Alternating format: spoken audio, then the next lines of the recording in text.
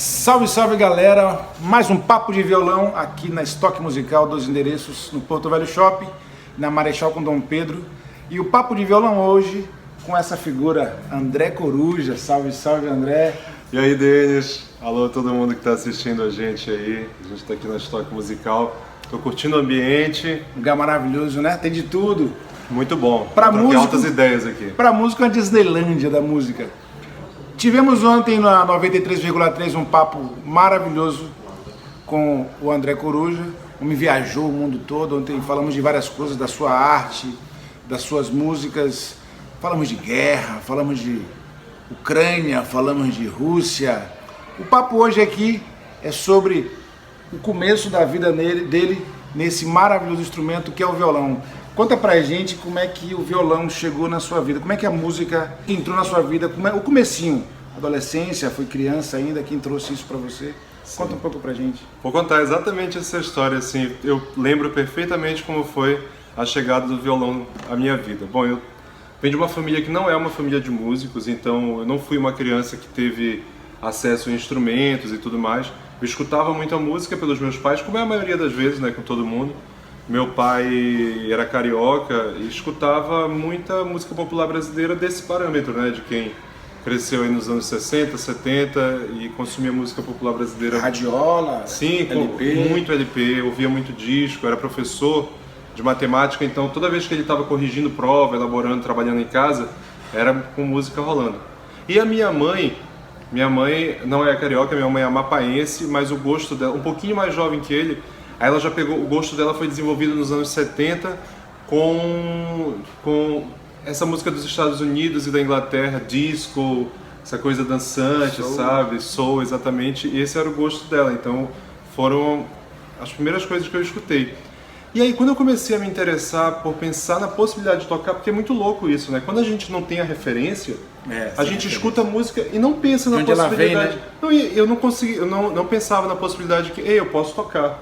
Então eu era um consumidor indireto de música e nunca tinha questionado essa posição, né? Esse local. E aí um dia, estava na casa da minha avó, lembro perfeitamente, meus avós paternos, estava lá, era domingo, eu lembro porque tinha o jornal, né? E o jornal Os Classificados. E aí eu olhando os classificados do jornal, vi lá que tinha o violão a R$50. Foi isso? Não, pois é, o violão a R$50 e tal. E isso em Belém, né? Belém é uma cidade grande, assim. Só que muito, assim, uma grande coincidência. Eu procurando no jornal, estava na casa da minha avó. E aí quando a gente telefonou pro número da pessoa lá que estava nos classificados, essa pessoa que estava vendendo um violão Giannini de nylon. Olha, violão bom. Por R$50, que na época, 1996... Era uma grana. Era uma grana boa. Grana. Sim, sim. Ou acho que o salário mínimo era tipo 90, né? 110, uma coisa assim. E aí, o cara morava no mesmo... Não só no mesmo prédio, ele morava no mesmo andar da minha avó. O cara que estava vendendo o violão. Que legal, cara. Então, basicamente, eu só abri a porta, saí no corredor, fui lá, paguei os R$50 a magia pro meu pai. da música. Primeiro caso de alguém que começa a tocar violão através dos classificados. Classificados de jornal, achei lá violão. Não sabia dar uma nota, nada, zero. Quantos anos tinha isso? Eu, 96 eu tinha 12 anos. 12 anos já, 12 chegando anos. na adolescência. Pois é, né? Antes disso, nunca tinha tido acesso, assim, de tocar. Mas já tinha visto alguém tocando? Cara, eu não tenho memória disso, assim, mas quer dizer, foi no classificado do violão, eu quero isso. Sim, eu acho que eu já tinha visto muito na TV e tal. Eventualmente, talvez algum baile, né? Essas coisas de carnaval, tu vê uma banda tocando. Mas nunca tinha tido uma vivência próxima. Essa oportunidade de... Apesar de escutar muita música, era isso. Era a música que os meus pais colocavam pra tocar, mas nunca era tinha... Era ouvinte e aí de repente apareceu o instrumento. E aí surgiu, né, eu não consigo dizer se eu fui motivado por, sei lá, ter visto algum colega tocando violão na escola, porque antes disso mesmo não tinha essa memória. Mas o fato é que com 12 anos aconteceu essa situação dos classificados lá. O violão chegou através de um classificado, já foi um violão bom, Giannini. Violão Giannini. Aí você se encontra com o violão, corda de nylon. E aí, banca de revista. Procurar cifras. Total, exatamente. Mas como é que você sabia desse caminho da banca de revista? Você já tinha visto na banca? Não, acho que não. Eu acho que eu fui descobrindo convivendo mesmo. Mas assim, também nos classificados, também nos classificados a gente conseguiu um professor de violão. Então comecei a ter aula de violão com o professor, eu acho que durou uns 2 meses essas aulas, assim. Primeira nota. É isso, doendo acorde e dedo. tal. Eu lembro, cara, eu lembro como se fosse amanhã, pra vocês verem como a memória é viva. Lembro como se fosse amanhã, cara, as aulas que eu tinha com meu professor Emanuel, que era um cara que morava muito longe de onde eu morava, em Belém, ele ia de ônibus pra lá, me dava aula, era muito legal. E depois eu encontrei o Emanuel, inclusive, na universidade, a gente fez o mesmo curso de licenciatura em música. Que legal, Né? cara. Muito Quer legal. dizer, ele isso. viu o pupilo dele fazendo faculdade com ele. Que Pois legal. é, cara. É em séries diferentes, mas sim, a gente estava lá. As primeiras dores, o que você sentiu de dificuldade na primeira pegada de violão? O que me fez assim, continuava? Tem que passar essa barreira, o que foi? Isso foi difícil. Essa foi a fase tendo aula com o Emanuel. Em que Ele eu que dizia, mostrou as cara, dores. que dificuldade e tal, não sei o quê. E aí, depois ele que me revelou que meu violão estava bem empenado. Meu violão estava empenado. O cara botou num classificado o violão penado pra vender. Cara, muito empenado meu violão. Eu também não tinha noção nenhuma disso. Cara, a tal da pestana, hein? A tal da pestana foi um trabalho. E eu digo uma coisa pra vocês. Até hoje, quando eu tenho que pegar uma gig muito longa, assim, eu fico tentando dar uma ludibriada. Assim, Fugir da pestana. Fujo da pestana, dou uma enganada também. Muito porque calo? Tive muito calo nisso. Agora esses calos são eternos aqui, né? A gente percebe que não precisava tanta força, né? No começo, Pois é, mas mete força achando que... É muito louco isso, mas na verdade assim, essa musculatura, né, nossa musculatura da mão, no meu caso da mão esquerda, já que eu sou destro, é uma musculatura que não está acostumada a fazer esses movimentos e a imprimir esse tipo de força. Então a gente, enquanto não tem toda a musculatura estruturada, quem padece é o final, que é quem entra em contato com com a corda, né? Porque a gente não tem, toda essa musculatura não está desenvolvida para isso. Aí aqui atrás também, polegado ia pra caramba, ombro, cotovelo, e a gente tem essa coisa que, vamos fazer uma associação, eu gosto muito de comparar, quando eu estou dando aula mesmo, eu comparo muito o músico ao atleta, numa questão de condicionamento físico. Então, por exemplo, quando a galera vai exercitar bíceps, a orientação, né, para cuidar da coluna, não sei o que, é encostar o cotovelo no corpo e aí levantar só aqui. Só que pro violão é outra onda. Pro violão tu tens que abrir porque tu não deves ficar com o teu cotovelo no corpo, porque senão, se fica com o cotovelo colado na costela aqui, o teu pulso, o teu punho vai entortar na hora de chegar numa casa mais distante. Então a jogada é, o cotovelo abre para esse braço aqui, o antebraço e a mão ficarem na mesma linha. Quem tem que abrir é esse arco. Então o ombro também tem que trabalhar. E aí, para onde vai a atenção? Para cá. Isso daí, cara, corpo humano, né? Por isso, necessidade de você aprender da forma correta. Eu acho que o papo de violão, a pegada é essa, mostrar para quem está do outro lado que é possível que todos consigam tocar violão, teclado, o que você quiser tocar, você vai conseguir. Mas precisa, pegando essa analogia ao atleta, precisa praticar, precisa treinar, precisa exercitar. E ele começou bem, começou com um professor, começou com um classificado, não precisou comprar um violão zerado, comprou um violão de segunda, mas que deu base para que ele fizesse isso. Lembra a primeira música que você tocou? Cara, eu acho, eu não posso garantir, mas eu acho que a primeira música que eu toquei foi caminhando e cantando e seguindo a canção, somos todos iguais, braços dados ou não. E daí por diante. 2 notinhas e vai embora. Esses acordes pra sempre. Rapaz, isso era difícil, hein? Primeiro você tem que tocar com um violão afinado também, que é uma outra barreira, né? Sim. Tinha um instrumento e diapasão. Cara, lembra aquele diapasão que eram 6 negocinhos de soprar? Não, e era daquele com os 6, né? Não era só o Lá. Era aquele com os 6, As então 6 tu notas soprava, do violão. soprava o Mi, soprava o Si, soprava o Sol, soprava o Ré. O estudo da nota, o estudo do ouvido. Sim, né? E sim, você sim. botar a música no lugar certo. Totalmente, nossa. Lembra a primeira vez que você se apresentou para alguém que não era o seu professor? Cara, meus pais, o que eles ouviram lidaram. muito. Nossa, cara. Meus pais ouviam umas coisas. Sabe aquela música totalmente disforme que só tá na minha cabeça? Eu achava que eu tava tocando, cara. E aí eles. Tá maravilhoso, Não, meu tá filho. lindo e tal. Rapaz, eu incentivava a continuar tendo aula, né? E a veia da composição sempre teve? Cara, comecei a compor. Na verdade, o desejo de compor, ele sempre aconteceu, assim. Eu tô gostando desse papo aqui porque até agora eu nunca tinha falado, eu acho, sobre isso, assim, pras pessoas e tal. A ideia do programa é essa. Bacana, bacana. A composição, sim, já discuti muitas vezes, até porque eu gosto muito de falar sobre composição, né? Já desenvolvi projetos para cantautores. E, bom, a composição surgiu muito cedo porque eu fui uma criança, um adolescente, gostava muito de ler. Então, uma coisa que é bacana até da gente falar para as pessoas, que é o seguinte, obviamente a gente está falando de canção aqui. Canção é uma música com letra, com textualidade, com a linguagem verbal, né? No nosso caso, assim, da língua portuguesa, assim. Mas a figura do compositor, propriamente dita, conceitualmente, é a pessoa que cria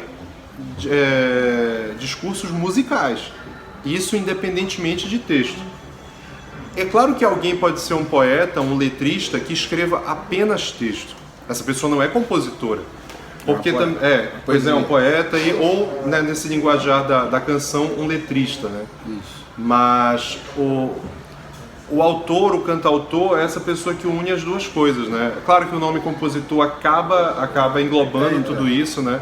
Mas é importante a gente dar essa diferenciada quando surge a figura do letrista. E escrever para mim sempre foi natural porque eu lia, né, bastante e tal. E é muito louco que naquele tempo em que eu crescia não era essa multimodalidade, essa hipertextualidade em que tudo é em vídeo, tudo é com áudio e tal. Mais fácil, né? Nada que isso. Não, pois é. Até onde botar nota. Então assim, a gente precisava escrever, sabe? Não tinha negócio de computador, celular então, sabe?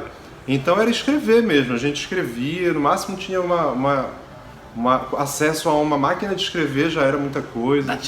Datilografia. E eu uso eu no computador eu não cato milho não, eu faço como se fosse datilografia mesmo. Então. Quem fez curso não esquece, né? Não, pois é, né? É clássico. Então você aprendeu violão e o violão já veio com também cantar, né? O cantar veio na mesma pegada das cordas. Cantar veio junto do violão. E aí depois eu descobri um outro instrumento, que foi o baixo, mas ele não é o assunto de hoje e tal. Baixista, baixista. Pois é. E aí o baixo já, tu sabes, né, que eu sei que tu cantas e tocas baixo, mas dependendo também solo, do que a gente vai fazer, da função que está desempenhando no baixo. Antigamente o baixo era só levada, né? Era só acompanhar. Agora o baixo está um pouco mais na frente. Acho que o desenvolvimento, né, para todos os instrumentos, assim, são tecnologias, né, totalmente diferenciadas, assim.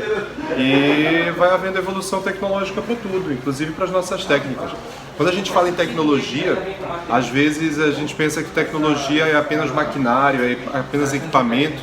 E na verdade, as metodologias, a maneira de fazer coisas também são metodologias que a gente, são tecnologias que a gente pode compartilhar também. André Coruja, papo massa. Como é que é a noite de Cuiabá, cara?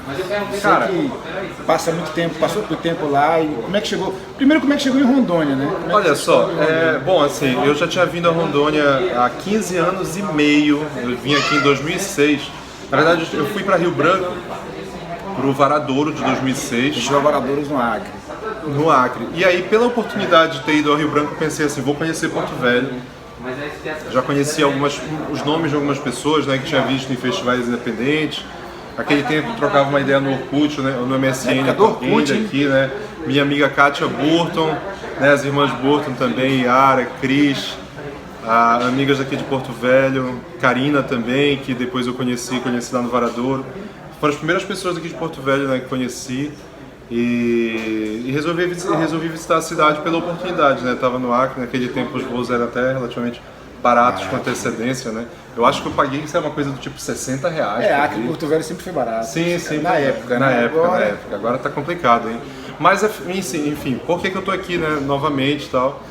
Eu tenho desenvolvido um trabalho já há algum tempo em Mato Grosso, principalmente com a cena autoral, tentando viabilizar maneiras de os músicos buscarem autossustento e de se projetarem também para o digital, né? E até melhorarem também o seu trabalho no ao vivo, mas para a gente sair um pouco dessa pecha de que eu acho que a pandemia provocou essa transformação de que fazer música não é só o ao vivo, né? A gente, nos nossos nichos, a gente acabava ficando muito preso, muita gente só tem essa formação da música da noite. E respondendo, a noite de Cuiabá eu acho muito interessante, acho muito legal, acho forte. Uma cidade com uma noite boa. Eu venho de Belém, que é uma cidade com uma noite incrível, uma musicalidade maravilhosa, muitos músicos bons, versátil. E eu acho que a noite de Cuiabá é muito legal. Quando eu cheguei lá, eu só me dei conta de uma coisa. Dentro do meu nicho, eu não estava frequentando festas de lambadão ou sertanejo, mas no nosso nicho, que é essa galera, vamos jogar na massa do alternativo aqui, que obviamente é muito ampla. Bem grande, né? Mas é uma galera, eu percebia que as pessoas não dançavam quando eu cheguei lá e falei assim, cara, imediatamente, tenho que pensar em fazer um tipo de festa com dança pra galera. Dança. E aí já tem outras bandas lá também, ou já houve antes também bandas que faziam as pessoas dançarem, mas que acabaram não se mantendo. E hoje já tem um certo movimento lá de bandas que apostam nessa brasilidade dançante, que se apoiam também no lambadão, mas é muito louco, né, como isso fica marginalizado. Como lá em Belém o brega foi marginalizado por tanto tempo e agora, de uns 10, 15 anos pra cá, ele é um hype. Não, é hype, todo mundo acha lindo o brega, né, mas as pessoas chamam de preconceito. Você me contou pra gente aqui dos seus 12 anos quando você comprou um violão com os classificados, onde você teve acesso ao professor. E conta pra gente, você está contando da cena de Cuiabá, contando que você está vivendo uma estrada com a música. Qual a importância do violão nos dias de hoje na sua vida? Olha só, e é muito legal eu dizer isso porque eu tinha esse violão Janine, né? E aí depois, com o professor explicando, né, que esse violão estava um pouco baqueado e tal, até que eu finalmente tive o meu primeiro violão novo. Foi quando eu entrei para estudar violão clássico, passei no conservatório, no Carlos Gomes lá em Belém. E aí meu pai me deu um violão clássico, me lembro, ele foi um de Giorgio, série Signorina, que era um pequenininho, né? Tamanho 16, ele era um violão pequeno. Cara, aquele cheiro de violão na caixa, tá doido. Cara, eu tenho a memória olfativa e afetiva do cheiro desse violão. E ele foi R$180, um violão novo. Né? Aí fui pro conservatório. Pulou de R$50 para 180. Pois é. O meu primeiro baixo foi R$100 usado. Qual baixo que teve? Era um tonante. Tonante tem que aparecer. Ele não veio no formato de violão, mas veio no formato de contrabaixo. Não, e esse baixo tonante, eu não vou falar muito do baixo. Mas assim, cara, eu comprei esse baixo e imediatamente um luthier já olhou e disse assim, cara, tem que trocar esse teu braço inteiro. Gente. Tudo. Mas o tonante era o que salvava a gente. Não, com certeza. Mas enfim, o violão foi um instrumento do qual eu me separei por muito tempo quando eu me tornei baixista. E aí, enquanto eu tive banda em Belém, a banda lá pro Cunha e outras, eu era baixista. Mesmo nas bandas em que eu não tocava, que eu também cantava. Nas bandas em que eu cantava, eu também tocava baixo e cantava. Então fiquei separado do violão.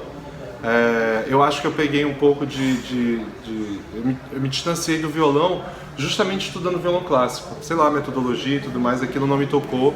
Foi para outra vertente. Fui para outra vertente, fui pro baixo elétrico. Só que aí, depois que eu fui embora de Belém, eu não tinha mais banda, não tinha mais essa mesma estrutura de ter acesso ao estúdio. Eu morei em vários países da Europa, assim, andando de um lugar para o outro. E aí surgiu a história da música de rua. Basicamente eu tava só. Eventualmente eu tocava com uma banda, com uma galera, mas eu tava sozinho. E aí sozinho não era mais baixo. Peguei violão de novo, voltei ao violão e aí voltei a cantar, sabe? E aí quando voltei pro Brasil em 2014, eu já me coloquei nessa posição de cantautor mesmo, de assumir esse papel de um cara que tocava o mesmo instrumento em que compunha, que usava para compor, que é o violão, e cantava. Então, aqueles dominos de 12 anos que comprou um violão classificado nunca imaginou que ia estar hoje, nesse momento, com CD, lançando single, lançando videoclipe, era outra vivendo dinâmica, com a música. Né? Era outra dinâmica. Ali era mais diversão. Eu tava descobrindo alguma coisa que me pegou assim, de uma forma muito, muito importante, porque assim, meus pais até diziam muito: tu começa um monte de coisa e não faz. Eu acho que também tem a fase da descoberta, né? A gente descobre, eu acho que é assim para todo mundo, de certa forma. Aí diziam: tu já quis jogar futebol, não joga mais. Vendeu o Quixute. Quixute tá parado aí, não sei o quê. Tu quis fazer natação, não faz natação. Quis fazer desenho, não sei, computação, não sei o que, não fez, tal, não foi pra frente. E aí agora? Agora não quer tocar violão? Até quando? Esse papo aí, né? Mas meus pais foram muito incentivadores. Como eles foram das outras coisas, eles foram do violão também, dos instrumentos, da música, enfim. E, inclusive veio o teclado depois disso, assim, aí tinha teclado, meus pais começaram a investir nisso, assim, e eu agradeço muito, porque se não fosse o apoio deles, provavelmente a família eu não teria... por trás é muito bom. Inclusive, eu posso dizer que esse apoio, meu pai já não está mais aqui, mas ele com certeza é a pessoa que mais me incentivou, mas assim, se eu não tivesse, até hoje, todo o apoio que a minha família deu no início, que continua tendo, eu teria muito mais dificuldade para me manter nessa posição, nesse lugar de músico, porque obviamente, todos nós somos músicos, passamos inúmeras vezes nas nossas vidas pelo questionamento do que o que é que eu tô fazendo com a minha vida. E aí, se tu paras de fazer música para ir para uma outra atividade e tal, cara, quando tu tá na outra atividade, tu pode até ganhar mais dinheiro, pode entrar todo mês no negócio, mas tu vai dizer assim, não dá, eu nasci para fazer isso. Eu posso não ficar rico, mas eu nasci para fazer música, cara. E é desse jeito que eu vivo. E eu já tô em paz com isso. Boa, demais. A música grita dentro da gente, né? Cara, não dá. Eu não vou passar por essa vida sem Já fazer falei pra música. família Meu também, lugar é só esse. paro quando o caixão desceu. Com certeza. Não, eu pretendo ser cremado e André, tal. André Coruja, vocês estão conhecendo um pouco da história dele. Vamos agora ouvir um pouco da sua música. Vamos fazer uma? Vamos fazer uma aqui. Qual é o nome dessa? Eu vou tocar Poucas Coisas, que é uma baladinha muito singela. É uma canção que, pra quem tá começando a tocar violão, é até legal, uma música em 6x8 ou 12x8, né? Uma música ternária, quase que uma valsinha. Uma levadinha muito simples para a mão direita. E a mão esquerda tem uns acordes mais abertos. Eles são acordes relativamente simples, né? Porque a harmonia da música é simples, mas tem uns formatos mais abertos dos acordes aqui. Passa o vídeo, vai para no vídeo, vai Sim, pegando o acorde, sim, para o sim. vídeo, todo mundo consegue. E aí vocês podem também me procurar nas plataformas digitais, escutarem Poucas Coisas, que é o meu single André recém-lançado. Coruja? André Coruja, todas as plataformas. E vocês também podem me procurar no YouTube, por favor, e inscrevam-se para vocês assistirem ao clipe, que essa música tem clipe também. E tá bom, eu só falei do violão aqui, mas para vocês sacarem, muito simples essa música, que é assim. Poucas coisas doem mais do que dizer adeus a alguém que ainda não morreu, que vai seguir vivendo como eu. Poucas coisas doem mais do que dizer adeus a alguém que ainda não morreu, que vai seguir vivendo como eu. Tantas coisas pequeninas fazem bem assim, sinceras. Quando menos se espera, elas vêm. Como o cheiro da comida tem um gosto de chegada, o sabor da despedida é o que engasga. Mas o verde ainda respira, pede calma, calma. Sinto falta de uma foto nunca tirada que me mostre na cidade esverdeada. Tenho apenas uma selfie desfocada dos meus muitos pés descalços e a calçada. Só uma coisa, infelizmente, nos separa, entre o meu corpo e a terra, fazendo a estrada. São as pegadas, o chão. Poucas coisas doem mais do que dizer adeus a alguém que ainda não morreu, que vai seguir vivendo como eu. E aqui, como é o papo de violão, eu vou falar uma coisinha nessa parte, que é a seguinte. O meu primeiro professor de violão, o Emanuel, ele me disse que esse dedo daqui de trás, o polegar, ele tinha que se posicionar desse jeito, né, para eu não colar minha mão atrás do violão assim. Só que, quando a gente está tocando e a gente precisa abafar a corda de cima, olha só, a gente faz isso, a gente coloca esse dedo em cima para dar a abafada. Isso é mania, vício, difícil de perder. E aí fica a dica também para quem está começando e às vezes quer tocar um monte de corda solta assim. Poucas coisas duelen más que decirle adiós a alguien que no se murió, que seguirá viviendo como yo. Papo de violão, André Coruja, muito obrigado. Valeu. Foi Eu que te demais. agradeço, Denis. Papo de violão toda sexta-feira no nosso canal do Madeira na Cena, é só procurar Madeira na Cena, toda sexta-feira, 20 horas. Na rádio é quinta-feira, 20 horas. A gente se encontra semana que vem. Onde é que a gente encontra, André Coruja?